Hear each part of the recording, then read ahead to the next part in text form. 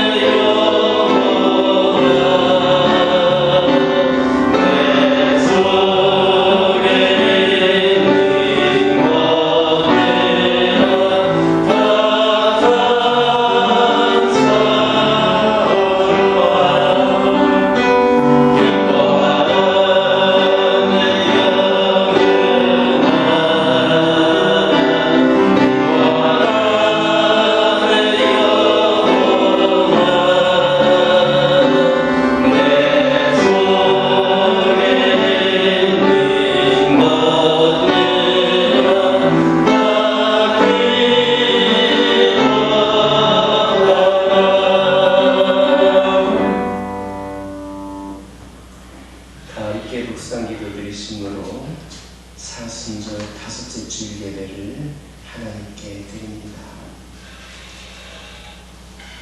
여호와의 산에 오를 자가 누구며 그의 거룩한 곳에 설 자가 누구인가? 곧 손이 깨끗하며 마음이 정결하며 뜻을 허탄한 데 두지 아니하며 거짓 맹세하지 아니하는 자로다. 예수 그리스도를 세상에 보내시며 교회의 머리로 삼으신 하나님 아버지, 주님의 날, 거룩한 날에 하늘나라의 신인된 저희들을 주님 전에 불려주셔서 예배하게 하신 감사드립니다. 우리가 허탄한데 마음을 두지 않게 하시고 오직 하늘나라에 두게 하옵소서. 우리를 위하여 고난당하신 주님을 기억하고 경건하게 살게 하시고 영생을 주시는 주의 말씀대로 살게 하옵소서. 오늘의 예배로 하나님께서 영광 받으시기를 원하오며 예수님의 이름으로 기원하옵나이다. 아멘. 주가 보이신 생명의 불을 찬양하시겠습니다.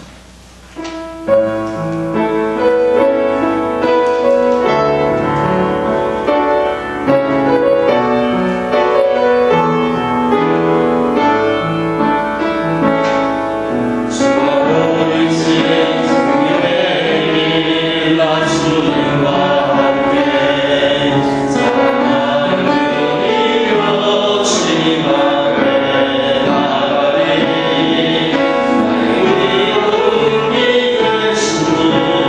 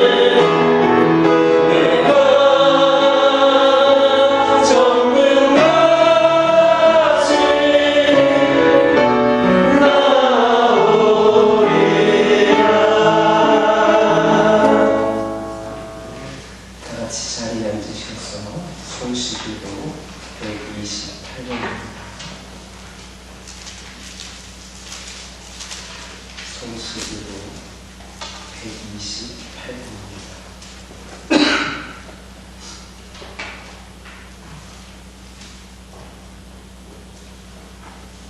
교독하시겠습니다. 나의 영혼이 잠잠히 하나님만 바라며 나의 구원이 그에게서 나오는도다. 오직 그만이 나의 반석이시요 나의 구원이시요 나의 요새시니 내가 그때 흔들리지 아니하리로다. 넘어지는 담과 흔들리는 울타리같이 사람을 죽이려고 너희가 일찍 공격하기를 언제까지 하려느냐. 그들이 그를 그의 높은 자리에서 떨어뜨리기만 하고 거짓을 즐겨하니 입으로는 축복이요 속으로는 저주도다. 나의 영혼아 잠잠히 하나님만 바라라. 오른 나의 소망이 그로부터 나오는도다. 오직 그만이 나의 반석이시요 나의 구원이시요 나의 요새시니 내가 흔들리지 아니하리로다. 나의 구원과 영광이 하나님께 있음이며 내 힘의 반석과 피난처도 하나님께 있도다. 백성들아 스스로 그를 의지하고 그의 앞에 마음을 구하라. 하나님은 우리의 피난처시로다. 아멘.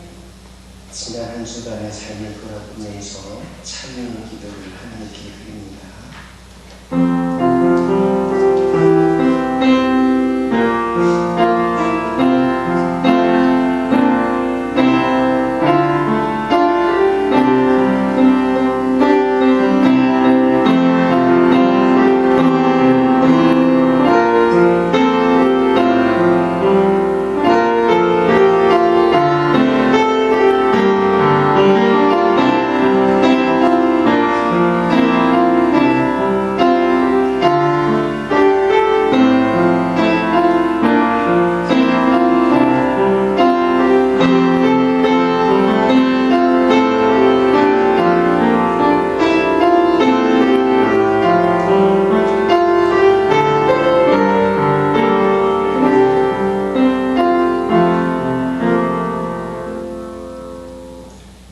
웃을초로 나를 정결하게 하소서. 내가 정하리이다. 나의 죄를 씻어주소서. 내가 눈보다 희리이다. 찬송 457장입니다. 내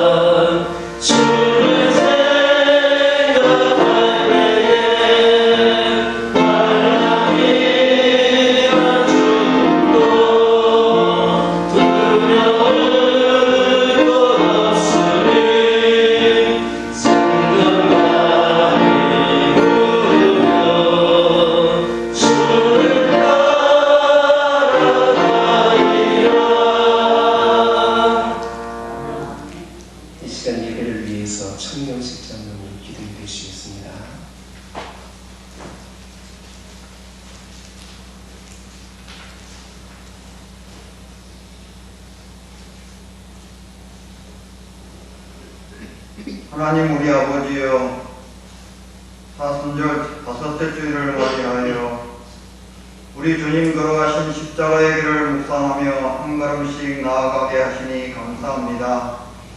우리에게 보여주신 십자가의 사랑과 부활의 소망을 주신 은혜를 감사드립니다. 코로나19를 우리 곁에 두신 이유를 다 알지 못하거나 모든 소망이 끊어진 것 같아 보이는 이 시대에도 우리가 여전히 하나님을 신뢰함으로 주를 향하여 얼굴을 들어 바라보며 결코 낙심치 아니하는 것은 영원토록 우리와 동행하실 주님이 신실하게 행하실 것을 믿기 때문입니다. 이 때를 당하여 인생의 멍해가 더욱 무거워 일상조차 견디기 힘들어지는 이웃들을 돌아보게 하시고 이웃들과 함께 코로나19 시절을 견뎌내게 하시며 우리의 위로자 되시고 중보자 되시는 주님을 찬양하게 하옵소서. 우리가 드릴 것은 찬양과 감사뿐이오니 예배당의 찬양 소리가 끊어진 이때에 각자의 초소마다 찬양의 소리가 높아지게 하시고 기도의 능력이 회복되어 경건의 모양은 있으나 경건의 능력을 상실한 이 시대에 교회의 진정한 부흥과 회개가 일어나게 하옵소서. 세상과는 비대면을 유지하고 있으나 하나님과는 주야로 대면하여 기도를 쌓아가는 우리가 되게 하시고 세상과 단절되어 빈들에서 홀로 외로이 걷는 것 같은 거친 시간들 가운데 우리가 진정 의지하며 살아왔던 것이 무엇인지 돌아보게 하옵소서. 예배의 형식은 제한되고 위축되었으나 우리의 심령을 자유하게 하시는 주님의 능력을 따라 오늘 또 성령 충만을 구하며 우리 주님 예수님께서 걸어가신 그 길을 위에 서서 영원하고 완전한 구속을 기다려오니 주여 우리를 주님의 길로 인도하옵소서. 세상의 청지기로 우리를 부르셨지만 우리는 자연과 환경을 탐욕의 대상으로 삼아왔음을 고백합니다. 신종바이러스의 공격, 이상기후와 지구과열, 유례없는 산불 등 온갖 재해, 인간의 잘못에 대한 자연의 복수처럼 보입니다. 교회를 통하여 찬양과 말씀으로 세상을 이길 수 있는 능력을 주시는 하나님 아버지, 찬양과 말씀이 충만한 교회를 통하여 코로나19 같은 흑암의 세력을 이길 수 있는 권능을 주셔서 감사드립니다. 세상의 많은 학문보다 하나님 말씀에 우리의 인생을 풍요롭게 하는 지혜가 있음을 믿습니다. 죄 많고 허물 많은 저희가 은혜와 진리가 풍성한 하나님 말씀을 알지 못하고 헤매었던 잘못을 용서하여 주시옵소서. 하나님 말씀을 품에 안고 살아갈 때에 인격이 변화되고 인생이 변화되는 것을 알아가게 하심을 감사드립니다. 이렇게 귀한 생명의 말씀을 소망하는 저희가 예배 시간마다 참석하여 예배당 빈자리가 가득 채워지고 교와 교회가 성령의 불길이 타오르며 부흥되기를 기도드립니다. 주님을 찬양할 때 얼어붙었던 입술이 열리는 기적이 일어나 주님을 찬양할 때에 병든 자가 송아지같이 뛸 수 있는 치유의 기적이 일어나게 하옵소서. 주님을 찬양할 때 코로나19로 피곤하고 탈진한 자가 독수리 날개침에 올라간 같은 쉐임을 얻게 하여 주시옵소서. 교와 교회를 통하여 하나님을 경배하는 영권이 이 지역을 지배하게 하옵소서. 주님, 하나님을 믿고 섬기는 딸들은 사치를 버리고 정숙하고 단정한 몸가짐으로 거룩한 기쁨을 가지고 살아가며 마리아처럼 귀중한 향유를 주님 발에 부어드리기를 마다하지 않으며 하나님의 아들들은 허탄하고 허망한 세상 것을 사랑하지 않고 성실하고 굳건한 믿음으로 주님을 따르며 영혼의 경건을 위해 애쓰고 노력하는 주님의 자녀들이 되기를 소망합니다. 분노를 통제하고 온유한 인격으로 선한 싸움을 싸우는 영권을 위해 성실하게 기도하게 하옵소서. 기도와 말씀을 통해 성령님과 동행하기를 원하는 교와 교회 사역자들과 어린이부, 중등부, 장년, 선교사님들, 살아있는 시대에 이르기까지 주님께서 보내신 사자 김동훈 담임 목사님을 중심으로 영원한 공당을 누리게 하옵소서. 이 부족한 죄인 아무공나옵사오나 사순절 5주일을 우리에게 허락하시고 죄 많은 우리를 계속하기 위해 십자가에서 죽으시고 부활 생명 되신 예수님의 이름으로 기도드립니다.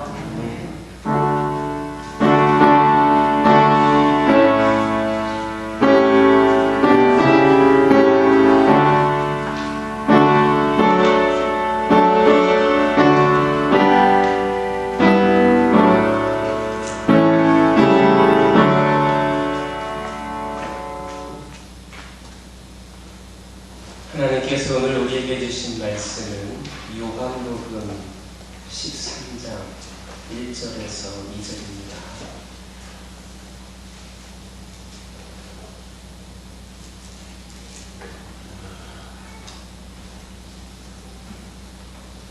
요한복음 13장 1절에서 2절입니다.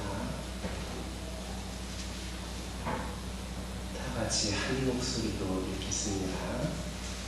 6월절 전에 예수께서 자기가 세상을 떠나 아버지께로 돌아가실 때가 이른 줄 아시고 세상에 있는 자기 사람들을 사랑하시되 끝까지 사랑하십니다.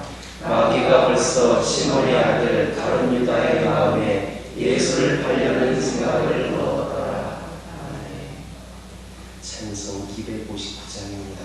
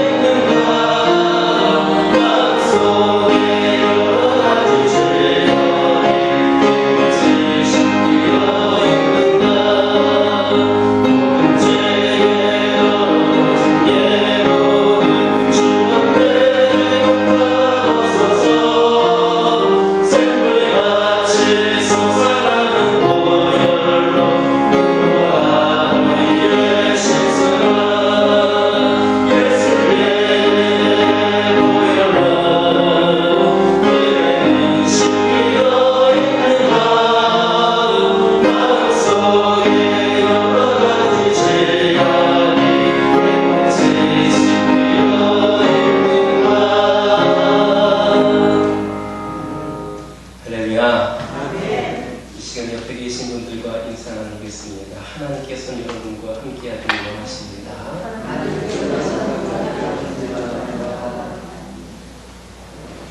다시 한번 인사 나누겠습니다. 하나님 손 꼭 붙잡고 승리하시기 바랍니다. 하나님 손 꼭 붙잡고 승리하시기 바랍니다. 할렐루야. 네. 오늘 오랜만에 영분도 계시고 수십 년 만에 이 교회를 방문한 분도 계시기는 한데 오늘 우리 교회 예배에 참여하는 여러분들의 숫자는 사실 지난주보다 조금 줄었습니다. 제가 이 말씀을 드리는 이유는 뭐냐 하면 우선 우리 교회가 철저하게 방역 지침을 잘 지키면서 예배를 드리고 있으니까 안심해도 된다라고 하는 것. 또 하나는 뭐냐? 우리가 이렇게도 예배드리지 못했을 때에 얼마나 힘들었습니까? 얼마나 답답했습니까? 이렇게 예배를 드릴 수 있는 기회를 주신 것도 하나님의 은혜인데 이 기회를 차버리지 마시기 바랍니다. 이 예배를 붙잡고 사모하여서 끝까지 예배의 승리자가 되시기 바랍니다. 우리 개인적으로 허명해서 죄송하지만 우리 조동석 지사님 주님의 이름으로 환영합니다. 바쁘다는 핑계 그만 대시고 바빠도 나오실 수 있다는 걸 알고 있으니까 예배 잘 드리시기 바랍니다. 우리 집사님의 예배 생활과 기도 생활이 형부의 앞날을 책임질 겁니다. 그 사명감을 가지고 열심히 아버지로서 기도하는 아버지 되시기를 주님의 이름으로 축원합니다. 할렐루야. 요한복음 말씀 전체를 성막에 비유하면 그동안 살펴보았던 12장까지의 말씀은 성소에 해당한다 할 수 있고 오늘부터 살펴보게 될 13장부터 16장까지의 말씀은 지성소에 해당한다 이렇게 표현할 수 있습니다. 그게 무슨 뜻인가? 성막에서 성소는 제사장이라면 다 들어갈 수 있었지만 이 지성소는 제사장 중에서도 선택된 자, 즉 대제사장만 1년에 한 번씩 들어갈 수 있었던 공개되지 않은 곳이었습니다. 이 요한복음 13장에 이르면서 예수님의 주변 상황에 많은 변화가 있었습니다. 12장까지는 불특정 다수인 대중에게 누구든지 다 들을 수 있도록 예수님께서는 공개적으로 설교하셨습니다. 그래서 그 중에는 이방인도 있었고 유대인도 있었고 제자들도 있었고 보통 사람들도 있었습니다. 그러나 오늘부터 살펴보게 될 13장부터는 비공개적으로 선택된 몇몇 사람들에게 설교를 하십니다. 공공장소에서 설교를 하시다가 소수만 들어갈 수 있는 마가의 다락방에서 제자들과 함께 식사하시면서 말씀하십니다.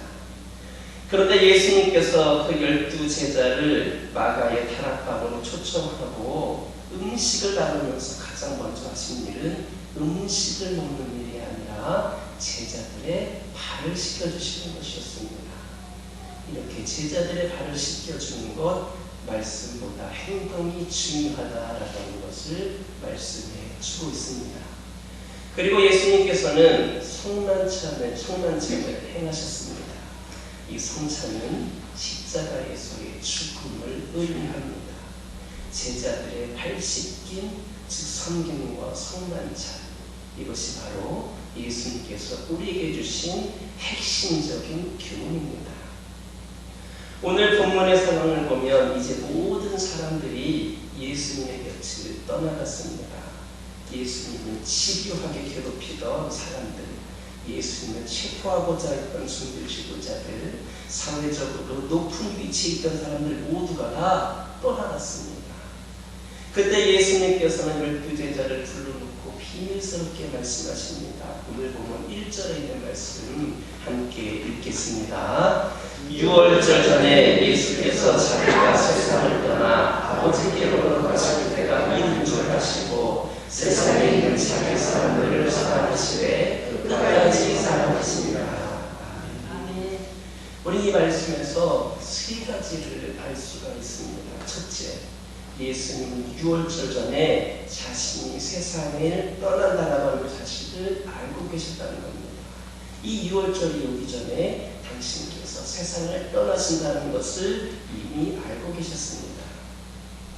현명한 사람은 자신이 떠나야 될 때를 미리 안다고 합니다. 그런데 미련한 사람은 자신의 한계, 자신의 무지, 자신의 죽음을 모른 채 산다고 합니다. 그래서 감정대로, 본능대로 행동을 합니다. 1절의 말씀을 다시 보면 예수님께서는 언제, 어디서, 어떻게, 왜 죽으셔야 하는지를 명확하게 알고 계셨습니다.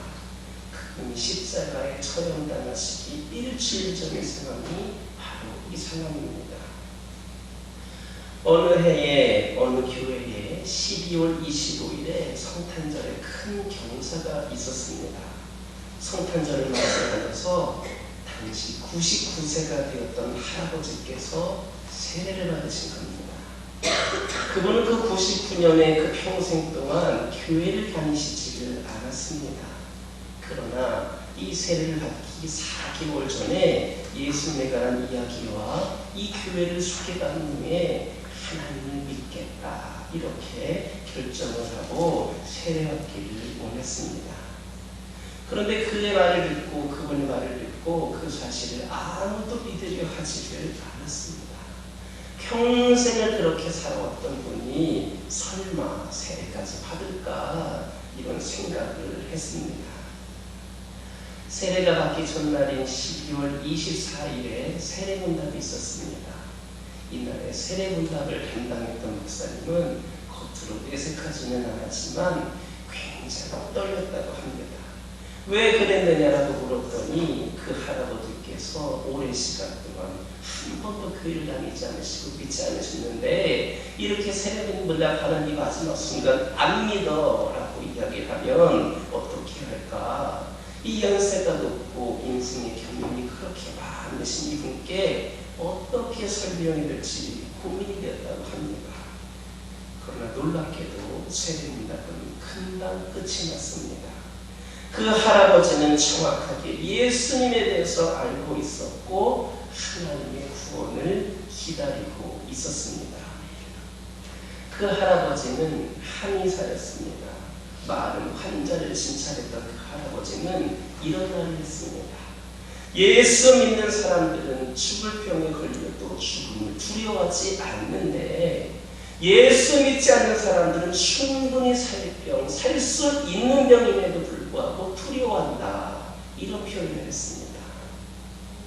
이제 당신도 때가 되어서 곧 하나님께로 돌아가야 될 것 같은데 어떻게 되어야 될지 궁금하던 차에 그 교회 목사님께서 영원히 사는 문제에 대해서 말씀해 주셨고 그 말씀을 듣고 내가 원하던 것이 바로 이것입니다. 나는 영원히 살고 싶습니다 라고 고백하면서 그렇게 예수님을 영접하게 되었습니다. 드디어 세례식이 거행이 되는 주일이었습니다. 세례받기 전 그 할아버지는 이 목사님이 계신 곳으로 먼저 오셨습니다. 그래서 목사님이 바쁘실 텐데 어떻게 또 이렇게 빨리 오셨습니까? 이렇게 묻자 할아버지가 이렇게 이야기합니다. 결혼식보다도 중요한 것이 세례식 아닙니까? 세상에 하나님을 만나는 것보다 더 중요한 것이 어디에 있습니까? 저는 오늘 이 시간이 오기만을 기다렸습니다. 이렇게 대답을 하고 그 99년 동안 교회를 다닌 적이 없었던 그 할아버지가 세례를 받게 되었습니다. 이처럼 지혜로운 사람은 인생의 끝을 알고 자신의 죽음을 압니다. 그동안 내가 어떻게 살아왔는 것을 돌아보지 않고 내가 앞으로 하나님께 나아가기 위해서는 어떻게 살아야 되는가를 알게 됩니다. 그래서 지혜로운 사람은 하나님을 선택하고 그분 앞으로 나아갑니다. 우리 예수님께서는 이 세상에 오신 목적을 분명히 알고 계셨습니다. 온 인류의 죄를 위하여서 십자가에서 못 박혀 죽어야 된다는 사실을 알고 계셨습니다. 6월쯤 전에 당신이 세상의 죄를 지고 가는 어린 양으로 죽어야 한다는 사실을 깊이 깨달으셨습니다. 우리도 예수님처럼 각자 개인의 죽음에 대해서 삶에 대해서 그 의미를 알고 있으면 얼마나 좋겠습니까? 우리 하나님께서는 바로 우리들을 향하여서 여러분들 모두 한 사람 한 사람 위하여서도 이에 대한 분명한 목적과 의미를 갖고 계십니다. 우리 중에는 이미 이것을 알고 깨닫고 있는 사람들도 있습니다. 하지만 그것을 알고 있는 것이 내가 머리로 알고 있는 것이 내 가슴 속으로 내 삶으로 연결이 되고 있지 않고 있기 때문에 문제입니다. 우리 예수님께서 그 의미와 목적을 분명히 깨닫고 그 삶을 사셨던 것처럼 우리도 하나님의 말씀 가운데에 하나님과 기도로 교제하는 가운데에 성령께서 여러분 안에 충만하신 가운데에 그 의미를 깨닫고 그 의미대로 그 목적대로 살아갈 수 있기를 예수님의 이름으로 기도드립니다. 두 번째로 예수님은 죽음 이후에 벌어질 일들에 대해서 아셨습니다. 당신께서 죽으신 이후에 그 벌어질 일들에 대해서 알고 계셨습니다. 우리는 죽음으로써 모든 것이 끝난다 이렇게 생각을 합니다. 그러나 예수님은 죽음은 끝나는 것이 아니라 생명의 시작이요 아버지께로 돌아가는 것이다 이렇게 말씀하셨습니다. 귀향에 대해서 말씀하신 겁니다. 만약에 우리 인간이 70, 80, 90, 100세까지 살다가 죽음으로 인하여서 모든 것이 다 끝난다면 이것은 너무나도 허무한 일입니다. 소나 개나 돼지 등의 짐승들은 영혼이 없습니다. 동물이나 식물이 죽으면 그야말로 그것으로 끝입니다. 하지만 우리 인간은 영적인 존재이기 때문에 죽음은 결코 끝이 아닙니다. 그래서 우리 인생에 대해서 근본적인 세 가지의 질문이 있습니다. 하나는 뭐냐? 인간은 어디에서부터 온 존재인가 하는 겁니다. 삶의 본질에 관한 문제입니다. 부모로부터 온 것인가? 우연히 생긴 것인가? 둘 다 정답이 아닙니다. 정답은 우리 모든 인생이 바로 하나님으로부터 왔다라고 하는 겁니다. 이 피조물이란 창조주 없이는 존재할 수 없습니다.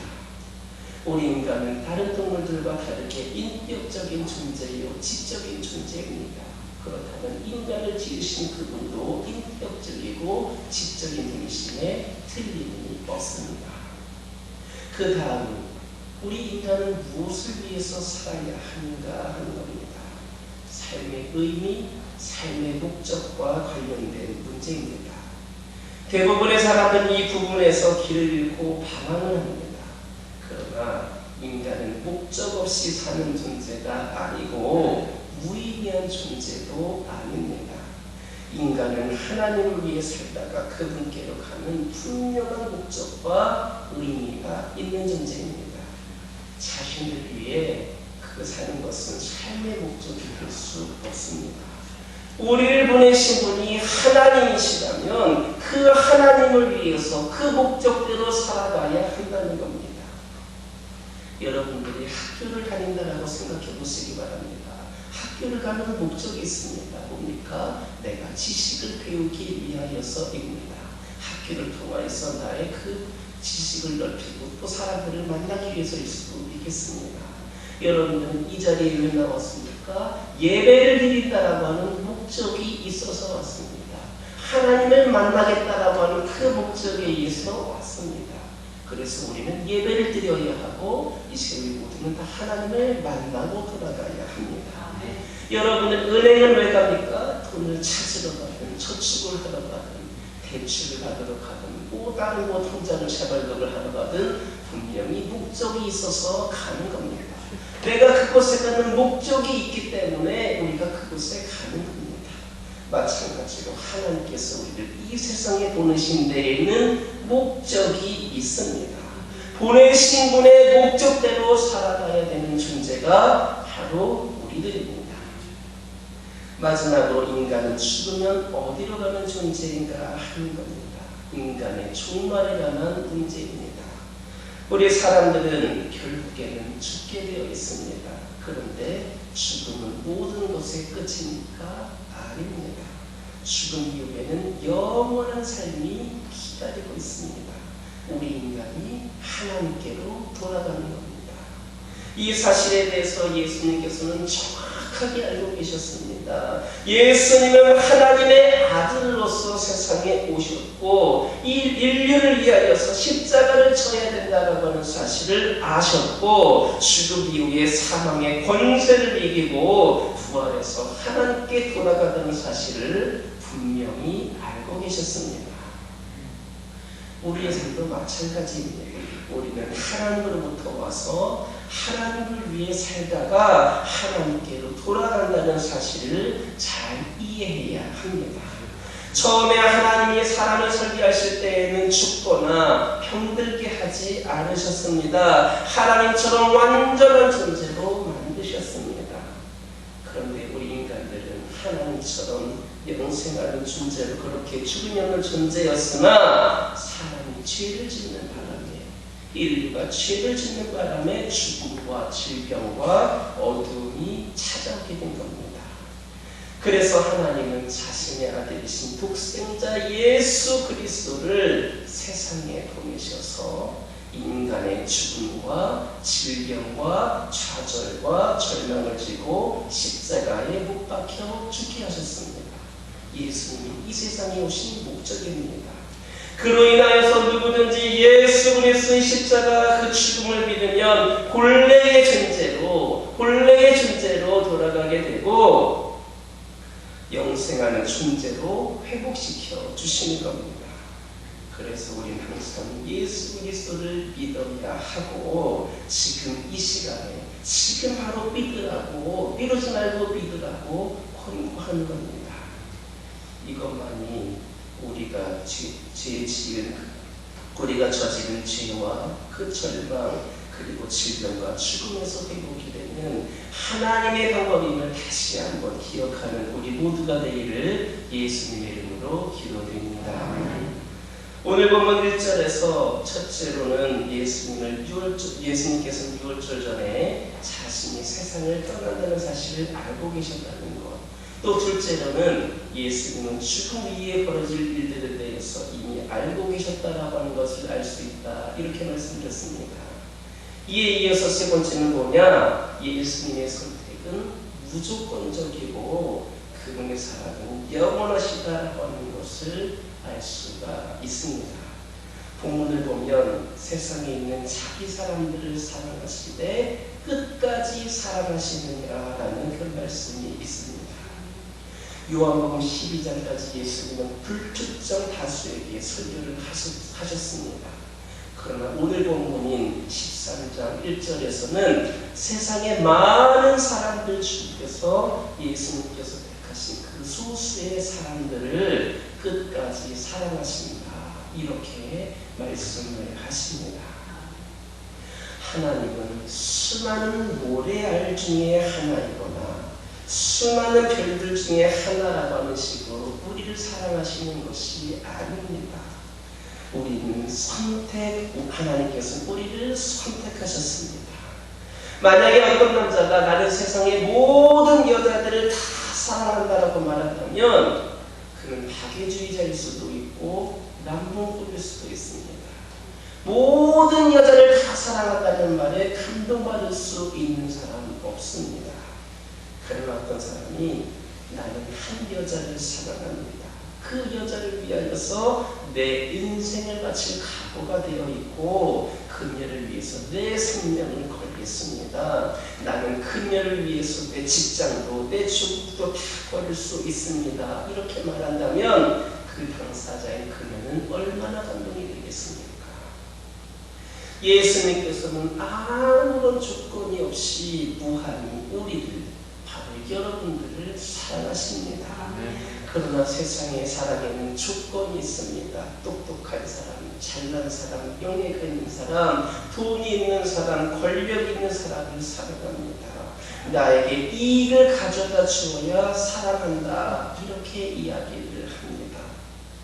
따라서 자신에게 아무런 이익이 없는 사람은 오래가지를 못합니다. 그런 사람에게 권력이 있으면 사람들이 구름대처럼 몰려들지만 권력이 떨어지면 찬바람만 불게 됩니다. 이것이 세상이 말하는 사랑의 이치입니다. 자신의 목적을 달성하기 위하여서 이용하려고 사람을 만나고 사람을 사랑하는 겁니다. 그러나 우리 예수님이 바로 여러분들을 사랑하신 것은 여러분들이 잘났어도 아니고 여러분들이 유명해서도 아니고 여러분들이 돈이 많아서도 아닙니다. 우리는 예수님의 사랑을 받을 만한 가치가 없습니다. 능력도 없습니다. 자랑할 거리가 없습니다. 하지만 그분은 바로 우리를, 여러분들을 사랑하셨습니다. 예수님의 사랑에는 한계가 없습니다. 예수님의 사랑은 선택이요 은혜인 겁니다. 그렇다면 왜 예수님은 그렇게 못나고 부족한 우리들을 사랑하십니까? 그 이유는 아무도 모릅니다. 그분의 선택과 사랑밖에는 해답이 없습니다. 그냥 우리는 그 주님의 사랑을 입은 겁니다. 주님의 사랑을 주셔서 받은 겁니다.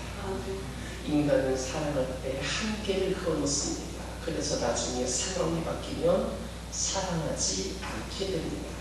어떻게 보면 이 사랑처럼 이기적인 것도 없습니다. 사람들은 사랑한다라고 말하지만 내면으로 파고 들어가 보면 모두 이기적인 사랑으로 가득 차 있습니다. 조건을 따집니다. 이익을 챙기기 위해 거짓 사랑으로 가득 차 있습니다. 그런데 이 세상에도 예수님의 사랑과 비슷한 사랑이 하나가 있습니다. 바로 부모의 사랑입니다. 부모는 혹시라도 자식이 앞서 죽게 되면 저를 먼저 데려가 주시고 이 자식을 살려달라고 말할 수 있는 자들이 바로 부모들입니다. 그렇게 말하면서 절규합니다. 그러나 그런 부모님의 사랑에도 정의가 기초되어 있지는 않습니다. 반면에 예수님의 사랑은 자신의 생명을 걸고 우리를 사랑하실 때에는 바로 이 정의가 기초되어 있습니다.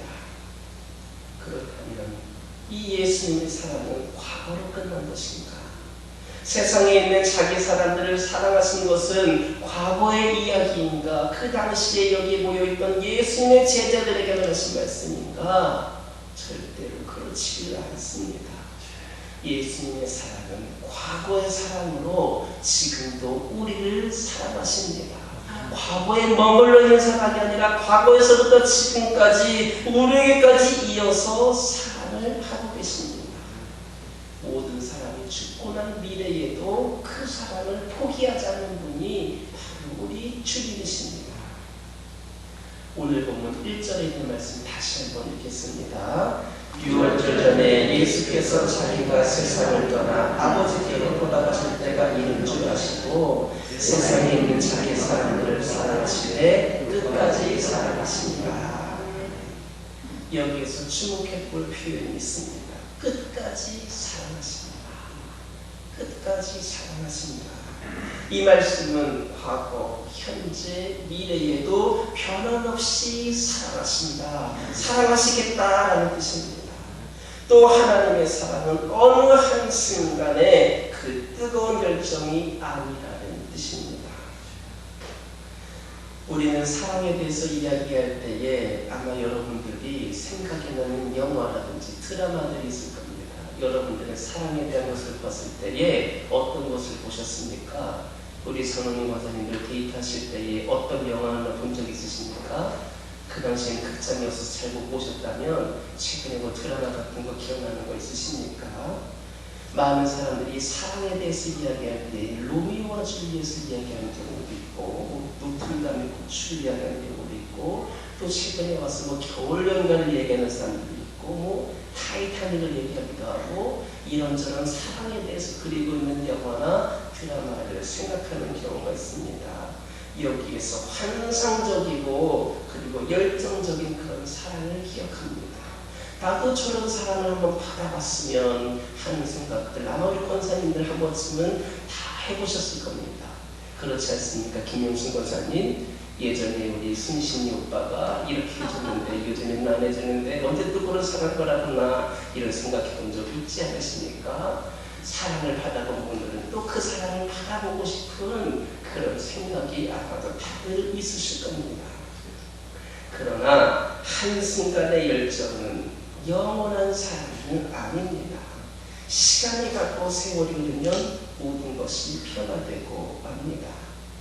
그런데 오늘 본문에서 끝까지 사랑하신다라고 하는 말씀은 이 사랑이라고 하는 것이 감정이 아니다라고 하는 것을 의미합니다.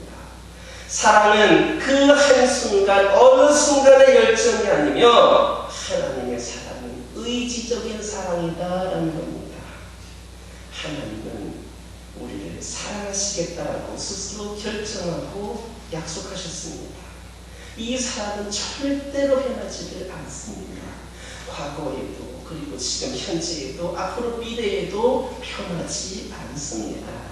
끝까지 사랑하신다라고 하는 말씀은 이 세상 모든 것들이 다 변한다 할지라도 전혀 개치 않고 사랑하신다라고 하는 의지를 담고 있는 말씀입니다. 우리가 부족하여서, 우리가 연약하여서 어떤 실수를 하거나 어떤 죄악을 범한다 할지라도 모두 용서하시면서까지도 사랑하시겠다라고 하는 뜻입니다. 예수님의 그 사랑 안에는 바로 용서가 있습니다. 이처럼 끝까지 사랑하신다라고 하는 것은 한계가 없는 사랑을 말합니다. 예수님은 십자가에서 죽으시면서까지 우리를 사랑하셨습니다. 그러나 그 죽으심으로 끝나지 않으셨습니다. 끝까지 사랑하시겠다. 내가 죽을 때까지, 십자가 달려 죽을 때까지 사랑하신다 말씀하신 것이 아니라 끝까지 사랑하시겠다 약속하셨습니다. 그런데 우리는 예수님을 완전하게 믿을 수가 없습니다. 죄성을 가지고 있고 의심한 우리들은 예수님을 완전히 믿지를 못합니다. 우리가 사랑한다는 것은 이중인격자처럼 이중적이고 적당히 사랑하는 겁니다. 겉으로는 잘 믿는 척하지만 속으로는 아무런 내용도 없이 그렇게 믿고 있습니다. 그런 식으로 1년, 2년, 10년, 20년을 믿는 사람들도 있습니다. 교회는 다녀야 될 것 같고 또 내가 그래도 예수님을 알고 있으면 믿어야 되겠다라고 생각을 하지만 더 이상의 그 존재는 없습니다. 내가 적당히 신앙생활하고 적당히 하면 되겠다고 하는 생각이 또 있기 때문입니다. 그러나 우리가 그런 신앙을 가지고 있다 할지라도 우리가 그렇게 부족한 자라 할지라도 안심하시기를 바랍니다. 우리를 용서하시고 오래 참고 기다리시는 분이 계시기 때문입니다. 이것이 바로 주님의 사랑임을 기억하시기, 또 기억하실 때에 그때만 기억하는 것이 아니라 끝까지 변치 않고 기억하시기를 예수님의 이름으로 기도드립니다. 2절에 있는 말씀 함께 읽겠습니다. 마귀가 벌써 시몬의 아들 가룟 유다의 마음에 예수를 팔려는 생각을 넣었더라. 앞에서 예수님은 12제자에게 내가 너희를 사랑하는데 특별히 선택하셨으니까 다른 사람보다 특별하게 사랑한다 이렇게 말씀하신 겁니다. 그때 예수님은 당신이 특별하게 사랑하는 제자들 중에 내가 끝까지 사랑하겠다, 특별히 사랑한다라고 그렇게 고백했던 그 제자들 중에 자신을 배신할 자가 있다고 하는 것도 알고 계셨습니다. 그가 누구입니까? 가룟 유다입니다. 그러나 예수님은 자신을 배신할 가룟 유다가 있다는 것을 알고 계셨지만 아무런 내색을 하지를 않으셨습니다. 그저 제자들에게 너희들을 끝까지 사랑한다 이렇게 말씀을 하셨습니다. 우린 여기에서 두 가지의 단어를 발견할 수 있습니다. 바로 사랑과 배신입니다. 이것은 어떤 드라마의 주제가 아니라 주님의 최후의 성만찬의 주제입니다. 사랑의 이면에는 배신이 도사리고 있는 겁니다. 지금까지 잘 사랑하더라도 끝까지 사랑하지 않으면 배신인 겁니다. 예수님의 조건 없는 사랑, 무한한 사랑, 용서하는 사랑 앞에서 가룟 유다는 그분을 팔고자 하는 사탄의 생각을 품고 있었습니다. 이렇게 사랑과 배신은 유월절 뒤에 함께 놓여 있는 그 두 가지, 유월절 그 식탁에 함께 놓여 있는 두 가지 메뉴였습니다. 그렇다면 우리의 믿음의 현주소는 어떤 겁니까? 예수님께서는 12제자들을 불러놓고 나는 너희들을 특별히 더 사랑한다, 너희들을 끝까지 사랑한다 말씀하신 것처럼 오늘날 이 시간에도 이 자리에 나온 여러분들에게 말씀하십니다. 대중들을 향해서가 아니라 이렇게 비공개되어 있는 이 예배 현장에서 여러분들 향해서 예수님께서 말씀하십니다. 나는 너희들을 특별히 더 사랑하니까 이것으로 이끌어내었다. 내가 너희 특별히 사랑하는데 그냥 그때만 사랑하는 것이 아니라 너희들을 끝까지 사랑한다. 너희를 부족하려고 연약하려고 때로는 죄를 지어서 나의 마음을 아프게 한다 할지라도 나는 너희를 끝까지 사랑한다. 이렇게 말씀하십니다. 그런 주님의 고백 앞에 우리의 믿음의 현주소는 어떻습니까? 여러분들은 사랑입니까? 배신입니까? 여러분들은 혹시 가룟유다와 같은 그런 생각 아닙니까? 예수님이 계속해서 날마다 우리를 찾아오셔서 사랑한다 사랑한다라고 말씀하고 계시고 위로하여 주시고 생명을 주길 원하시는데 가룟유다처럼 다른 생각을 하고 있는 자들이 우리가 아닙니까? 교회는 잘 나온 척하고 예수님 잘 믿는 척하지만 속으로 엉뚱한 생각하고 있지 않습니까? 혹시 교회를 이용하고 하나님을 이용하려는 생각을 갖고 있지는 않습니까? 만약 그런 생각을 가지고 있다라고 하면, 그런 비슷한 생각을 갖고 있다라면 그것은 하나님의 그 무궁무진한 사랑에 대한 배신인 겁니다. 하나님은 끝까지 너를 사랑한다 하시는데 우리는 배신을 하는 겁니다.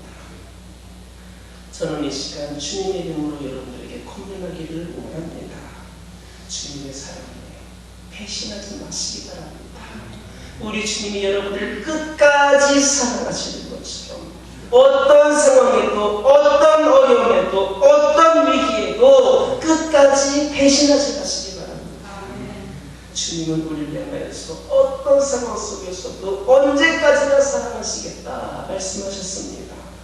그러므로 우리도 어떤 상황에서도 언제까지나 흔들리지 않고 끝까지 주님만을 바라보고 주신 그 하나님의 무한한 사랑에 헌신으로 보답할 수 있는 우리 모두가 되기를 주님의 이름으로 축원합니다.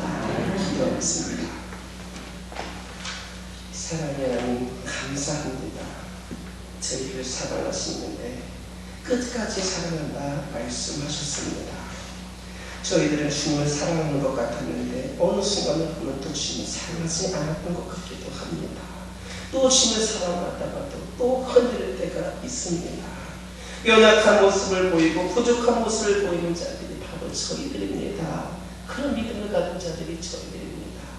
그러나 우리 주님께서는 끝까지 사랑한다 말씀하십니다. 우리 주님께서 제자들 앞에서 그렇게 고백을 하셨는데 가룟유다는 다른 생각을 하고 있었습니다. 그렇게 사랑하시는 예수님을 팔고자 하는 그런 못된 생각을 갖고 있었습니다. 그리고 팔았습니다.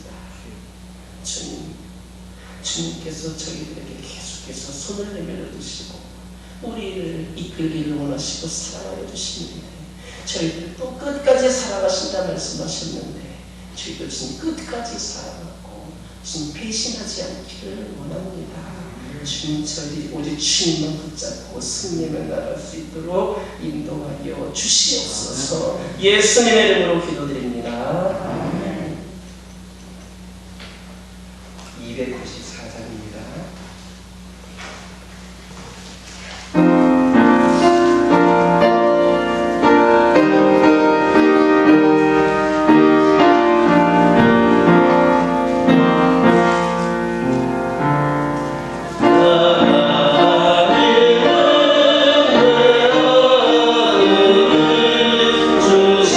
주시네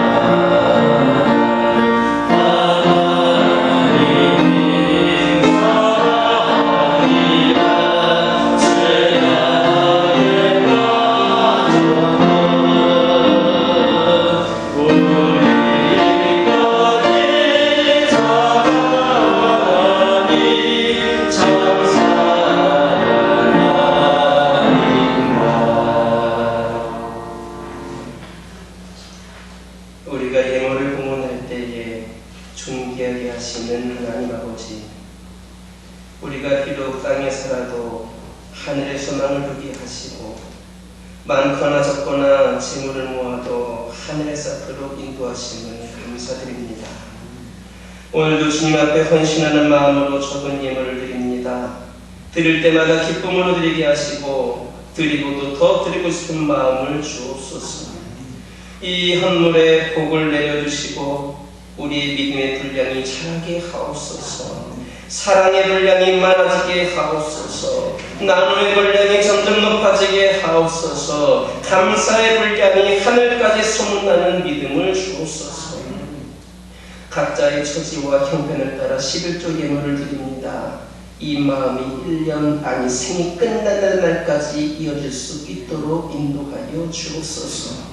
감사 예물을 드립니다. 선교 예물을 드립니다. 구제 예물을 드립니다. 이들의 가정과 일터마다 감사의 결실이 일어나게 하옵소서.